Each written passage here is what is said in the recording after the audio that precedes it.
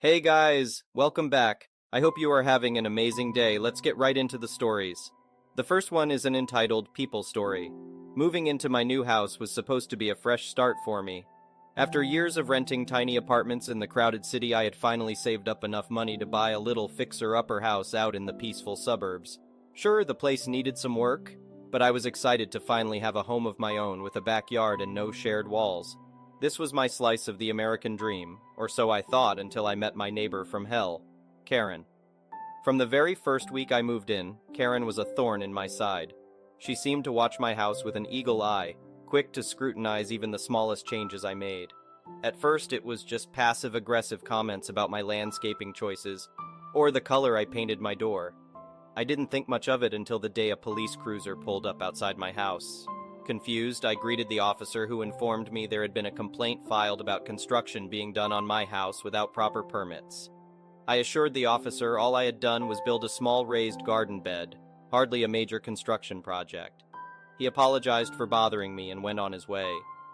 A few days later, I ran into Karen outside and she offhandedly mentioned how disappointed she was the police didn't give me a citation.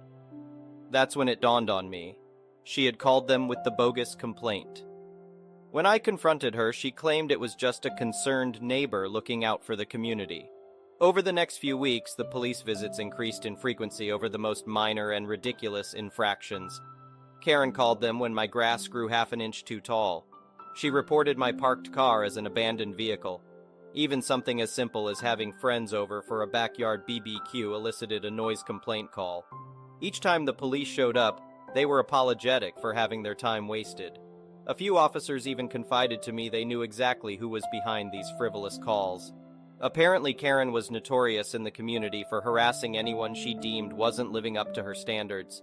As head of the Homeowners Association Board, she took her self-appointed authority to extremes. While it annoyed me to have to deal with the constant badgering from both Karen and the police arriving on her bogus claims, I still tried to keep the peace. I started ensuring I followed every homeowners association rule to the letter, not wanting to stoke the flames. But Karen's persecution fixation had moved far past homeowners association bylaws. The charade went on for months until the day I arrived home to find two police cruisers and an unmarked car parked in front of my house.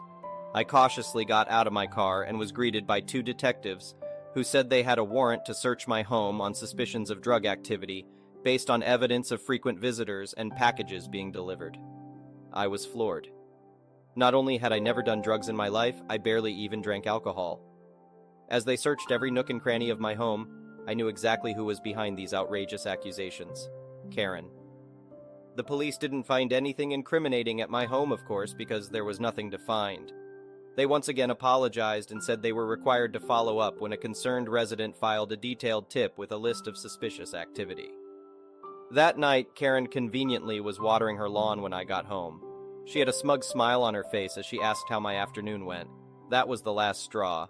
I no longer cared about taking the high road with this unhinged bully who was trying to destroy my life.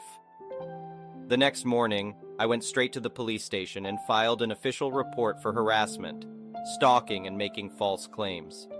I provided the meticulous documentation I had been keeping of every unfair allegation Karen had made against me. The sergeant I spoke with was alarmed and assured me they would investigate and speak with Karen. Apparently that conversation did not go well because just 2 days later I heard Karen screaming racist epithets and banging on my front door.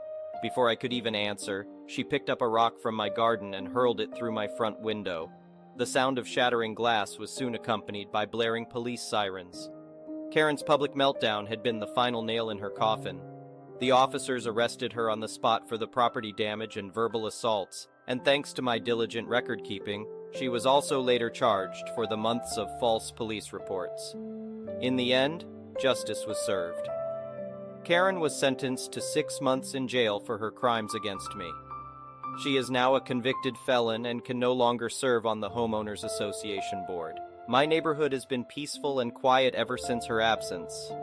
I may have lost a few months of my life dealing with her harassment, but sometimes you have to fight back against bullies rather than let them walk all over you. Going to the police about her antics was the best decision I could have made, even if it took longer than I would have liked to resolve the situation. In the end, her own violence and lies landed her in prison. and I finally got to enjoy my new home without that racist homeowners association Karen constantly causing trouble. The next one is a pro-revenge story. So this happened earlier today and was too perfect not to share with you guys. I work in construction as the foreman for a new house build. The location is kinda strange. The house is 250 feet up a hill via a footpath only. All of our materials have to come up this footpath by hand. It's a pain in the ass to manually carry, quite literally, an entire house up this hill. One of our saving graces is having the 2 parking spots on the street at the bottom of this hill, marked with official no parking signs. Unfortunately, there is an elementary school about half a block away, and the parents of children seem to regularly, at least twice a day, think it's okay to park in our spots. Now I consider myself a reasonable person, so if someone is parked in the spots and we don't have a delivery or a need to park a truck, I will let it go. If we need the spots and there's someone parked there, however, I will ask them to move nicely, and most of the time they do so immediately. Until today, I get a phone call from the lumber delivery truck that is en route to our location. He says he'll be there in about 2 or 3 minutes. I let him know I will meet him at the street and make sure he has space to park. He's carrying all of the material to frame the roof of our house, which is a lot of really big lumber, and will take easily an hour to bring up the hill. Naturally, I didn't want him parked in the middle of the street with his hazards on for an hour when we have a perfectly good parking spot for him. As I begin my trip down the hill, I notice there is a school parent sitting in her car idling, assuming she's just waiting to pick up her child. I walk up to her car and politely let her know that she is parked in a no parking zone, and we really need her to clear it to park a delivery truck. She scoffs at me and rudely states back, "I'll just be a few minutes and your truck isn't here. Take a chill pill, dude." Before I can respond, a giant lumber truck comes around the corner and I wave to him and then gesture towards him to the woman in the car, who has now put her window back up to ignore me. I put on my best customer service smile and wave at her through the window. She puts it down halfway and angrily shouts, "What?" By now the truck has pulled up alongside her car, and I politely ask her again with a stronger tone of voice to move her vehicle, reminding her that she is illegally parked in a tow-away zone. Then she gives me this wonderful idea. She says, "Can't you guys just unload around me? Jesus, it's not that hard." I give her another smile and walk away, a brilliant plan forming in my head. I instruct the delivery driver to park as closely to her as possible and block her in with the porta potty that is at one end of our reserved spots and the parked car that is parked just adjacent to our spots on the other end. He smiles because he immediately gets what I'm trying to do and proceeds to expertly block this lady and her car into a little 2 parking spot jail. We unstrap the lumber, and my guys begin hauling material up the hill. Meanwhile, I call the police parking enforcement to let them know the situation. At this point in time, I wasn't trying to get her in trouble. I just wanted a record of why we were blocking part of the street so we don't get in trouble with the city. The very friendly traffic officer lets me know that she can be there in about 30 minutes and deal with the situation for me. Wonderful. As we continue to unload lumber, the child of the parent shows up, and wouldn't you know it, Mom is just now realizing that the lumber truck is parked so close she can't get out of her driver's door to meet her kid. She awkwardly clambers across the inside of her car and stumbles out the passenger door, shooting glaring looks at me and the truck driver in the process. She loads her kid into the back and then begins to realize that she has no way of leaving. She comes storming up to myself and the driver and states, "I'm in a big hurry. You need to move your damn truck right now so I can go." Before I can respond, the driver gets a grin on his face and says, "Ma'am, in order to unload the lumber on the truck, we had to unstrap it, and per our company policy, I'm not allowed to move the truck with any unsecured load on it. Sorry." This sends her into near aneurysm levels of blood pressure. Meanwhile, I can barely contain my laughter. "Forget your policy, I have somewhere to be," she barks back at him. At this point, with impeccably convenient timing, the parking enforcement officer shows up and parks behind the truck. She doesn't see the officer arrive, and while the officer is still getting out of her vehicle, I just casually say, "Can't you just pull out around it? It's not that hard." With the biggest crap-eating grin I've ever had, I watch as she realizes that I just used her line on her. "Forget you!" she yells and storms back to her car and angrily clambers back in through that passenger door and into the driver's seat. At this point, the officer is walking up to myself and the driver. Before she can even introduce herself, the mom in the car slams it into reverse and stomps on the gas, crashing into our porta potty and knocking it over, and then throws the car into drive and tries to mount the curb and drive on the sidewalk. The officer, driver, and I are staring in disbelief as she gets halfway over the curb and gets stuck. I can hear her screaming obscenities over the idling truck from inside her car. The officer promptly walks up to the door of the car and orders her out.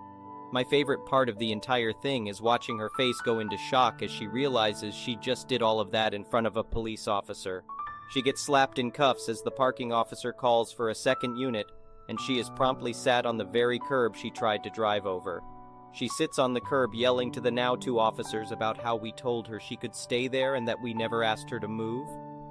The traffic officer responds that she was the one who was originally called when she first refused to move, and that she already knows what's going on. While myself and the driver are giving a report to the second officer, my guys finish moving the remainder of the lumber, and the driver finishes his statement and takes off to go back to the yard.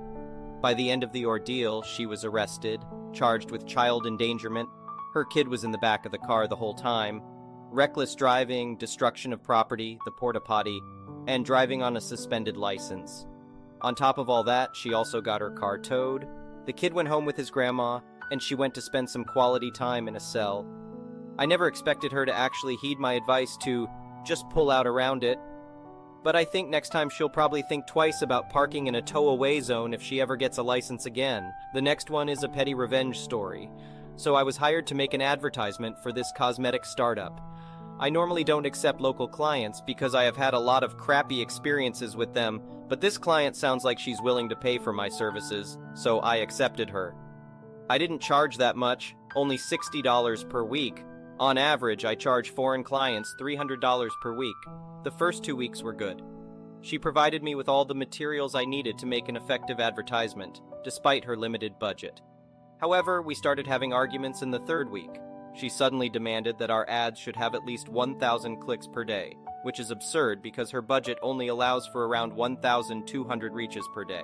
I told her that for it to be possible, she should increase her budget.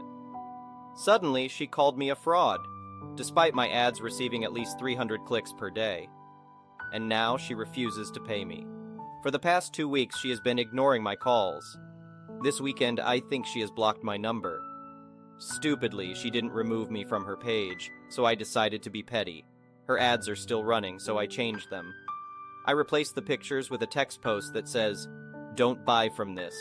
The owner refused to pay me my salary, an irate VA she called a fraud for not meeting her absurd expectations. I also included screenshots of our conversation to back it up. I did it last night, and I'm sure she will contact me any moment now. But I'm done with her. That $120 she owes me is hers to keep. As for me, I'm not accepting local clients anymore. I'm just done with them. Update. So yesterday, around 4 p.m., I checked the ads, and apparently, they reverted back to the original ones. Then a few moments later, my account now says, "Account error," which means the payment method has been canceled. I felt frustrated because I'm still not done being petty, so I posted my story, anonymously, on a group called Social Media Marketing Philippines, as a way to vent out and subtly warn potential VAs that she might hire. Naturally, people in that group are on my side. This morning, I finally got a response from her. She's angry. Apparently, she saw my post and threatened to sue me for defamation. Note: I didn't specify which startup it was. I only mentioned it's a cosmetic company, so she has nothing to base her case on. However, I have receipts showing that she hasn't paid me, and I told her that even though we have no written contract, our chat, which I kept, can be used against her. On top of that, I mentioned that my uncle is a regional judge, not a lie, and I come from a family of politicians, again not a lie. Simply put, I have a lot of power to use against her. At first, she didn't believe it, so I googled my grandfather's name, which led to a Wikipedia page. She went silent after that. After probably an hour, I sent her a message telling her it doesn't have to end this way. All she needed to do was pay the wages she owed me, because otherwise I could use my family's influence to make sure her business goes bankrupt. She immediately sent me my salary. I thanked her and then blocked her. The next one is a malicious compliance story. I used to work for a big IT consulting company notorious for not paying overtime. I worked for a client's migration project for almost 1.5 years, leading the functional migration team. The three of us worked for the client for 3 years before the start of the migration project, so we knew the data we had to migrate, all the nuances, and 2 weeks before the migration date, 99% of the data was already migrated and validated. We only dealt with day-by-day new data in the last 2 weeks. Another manager who outranked me became extremely angry about our calmness because the part she led was behind schedule due to bad scheduling, and everyone was being overworked because of her mishaps. Come migration date, Saturday starting at 9 a.m., everyone was expecting long hours of work, but we clocked out at noon with the data validated by the client and the go-ahead signed, sealed, and delivered. My team received a written commendation from the client. The manager's team spent the entire weekend there. She received a complaint letter from the client. The manager complained about us and made me and my senior analyst spend the next month waiting for incidents/bugs/complaints. We received 5 in the whole month. My senior analyst spent 8 hours a day studying a new language, and I took the chance to update my CV, I wanted out, and help a couple of former colleagues who needed to solve bugs and problems within the manager's team responsibilities. A couple of weeks later, it was evaluation time. At the IT company, everyone was graded from A to D. A was exceeding expectations, D was you're out of here, B was good, and C was pretty much I'm starting to think you might not be good to work here. Given the commendation from the client, I was expecting an A. However, my evaluation was done by the manager and my mentor, a close friend of the manager. They gave me a C because we didn't see any pressure in your work and you certainly lack motivation. I complained and took a long overdue, already planned month-long vacation. This was in June. After that, when I returned to work, I was assigned to a project with another client, led by the manager's husband. He wanted me to prepare 122 integrations with different systems in 4 months. I told him that in the previous project led by his wife, they took 2 years to have 12 integrations ready, but I would give it a shot. I even emailed him the planning where it clearly showed the time they took. 2 of those months were July and August, months when pretty much everyone at the client goes on holiday. The manager and his wife also went on holiday for almost all of August. I spent those 2 months chasing people around the client's office. But starting in September, 6 integrations were closed, and 6 more were almost closed pending validation. The manager came back from holiday and was furious.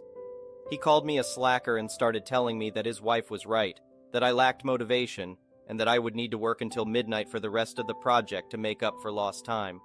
And I said, no, I won't work an hour more than what you're paying me. I told you that your expectations were unrealistic, and you went ahead with them anyway. He went ballistic. I replied, I just lack motivation to work on your project. I want out of the project. I was out of the project in no time. I got a call from my mentor. She said they were considering firing me without pay because of this. I told them about the unrealistic planning. She said that I was being unrealistic and that the planning was good. I produced the email I sent the manager. My mentor went quiet. A minute later, she told me, what do you want? If you can't guarantee that I won't have to work overtime ever again, I want out. I want full severance and then some, and I want the company to make it look like I quit, not like you fired me. She went quiet again. She said she'll see what she could do. By the end of the day, I was out of there, smiling. The next one is an entitled people story. This is not my story. This is my friend's story that I'm posting for him because he doesn't have a Reddit account and wants people to hear about this.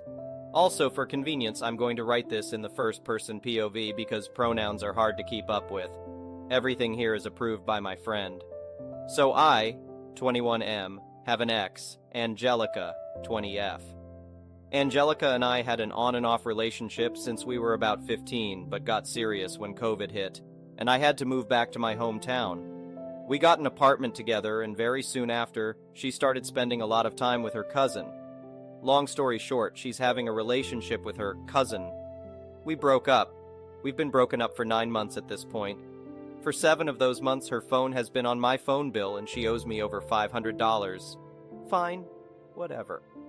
I'll never see that $500 and she always makes excuses to pay me back. That's life. It's my own fault for letting her keep using me as a cash cow. She also took my car when we broke up and I let her because I was too afraid she would try to take my apartment too. Anyway, it's 9 months past our breakup. I get a message. Hey, I'm pregnant. I'm on my way home from work, so I don't respond.